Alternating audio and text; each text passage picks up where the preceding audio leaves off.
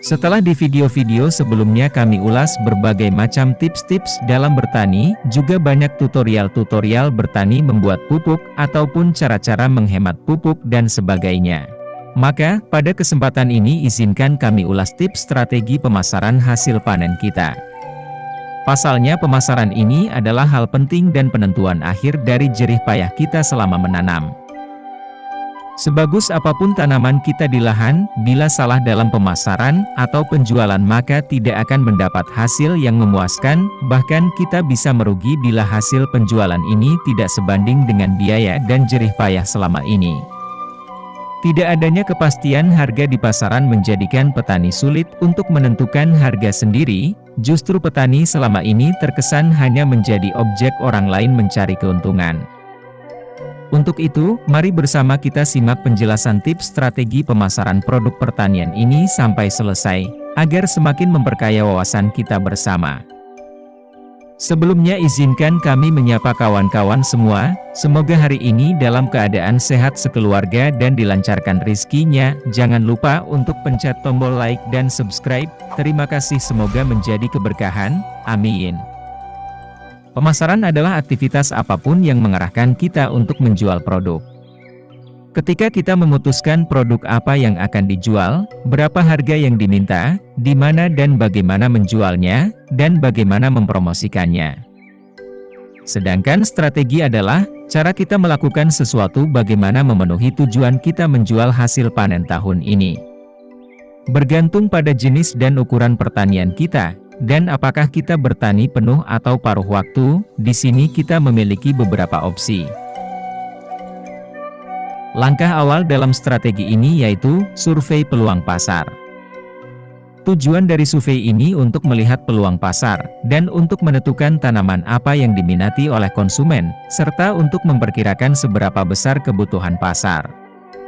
Karena harga pasar ini mudah naik dan turun, tidak bisa dihindari cara tengkulak produk pertanian, apalagi jenis sayuran yang tidak bisa disimpan lama.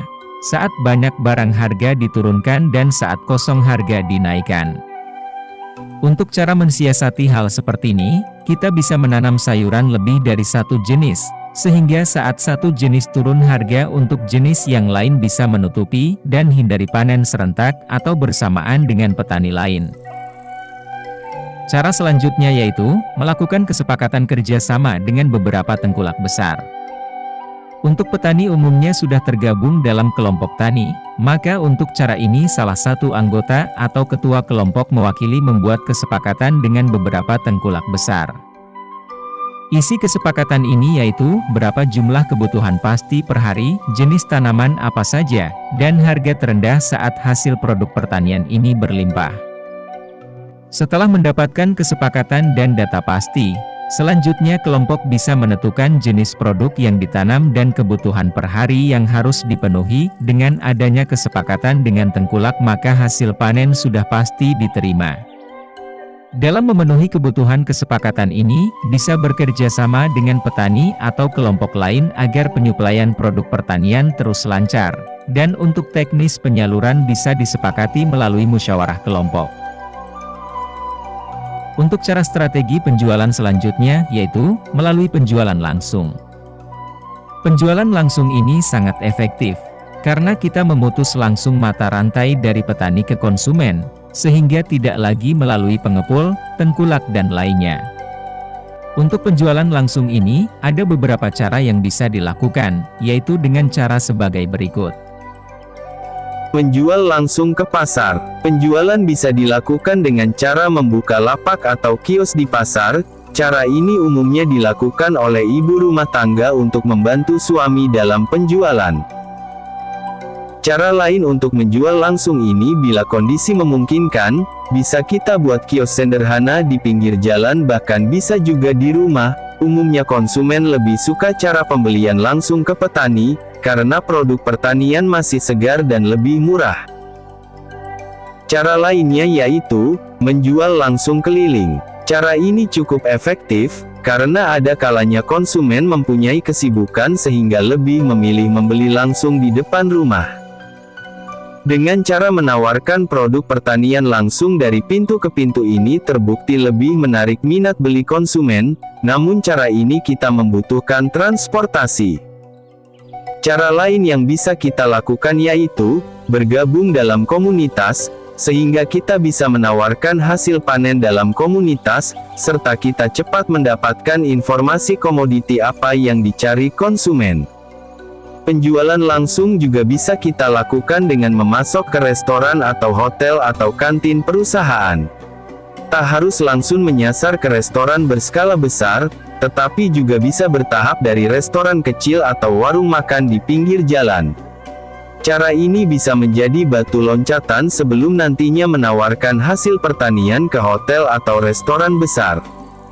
Penjualan juga bisa kita lakukan melalui marketplace dan grup WhatsApp. Di era seperti sekarang, marketplace dan WhatsApp menjadi pilihan orang untuk menjual produk termasuk pertanian. Hal ini didukung dengan perubahan perilaku belanja dari konvensional ke online. Untuk penjualan secara online ini juga banyak pilihan aplikasi lainnya.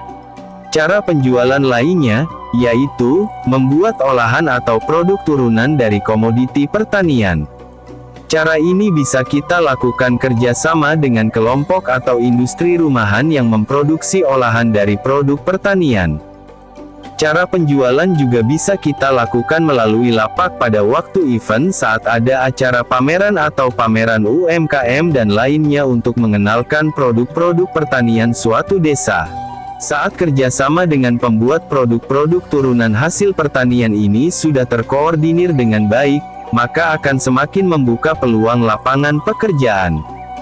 Produk turunan dari hasil pertanian, khususnya food derivate atau olahan pangan ini terbukti mampu menciptakan peluang usaha yang berkelanjutan. Saat ini, umumnya petani masih menjual gabuh, bukan beras, atau petani masih menjual buahnya langsung, belum diolah menjadi produk turunannya.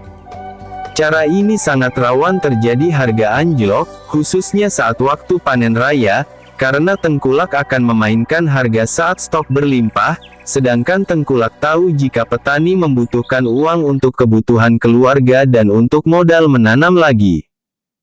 Demikian ulasan ini, semoga bermanfaat. Bila ada tambahan atau saran, juga kritik dan pertanyaan, silahkan tulis di kolom komentar. Mohon untuk terus mendukung channel ini dengan like dan subscribe. Bersama kita bangun channel ini agar berkembang, dan menjadi wadah kita saling berbagi, diskusi dan silaturahmi. Terima kasih, semoga menjadi keberkahan. Amin. Salam sehat sejahtera untuk kita semua. Tetap semangat, Tetap semangat, hijaukan bumi.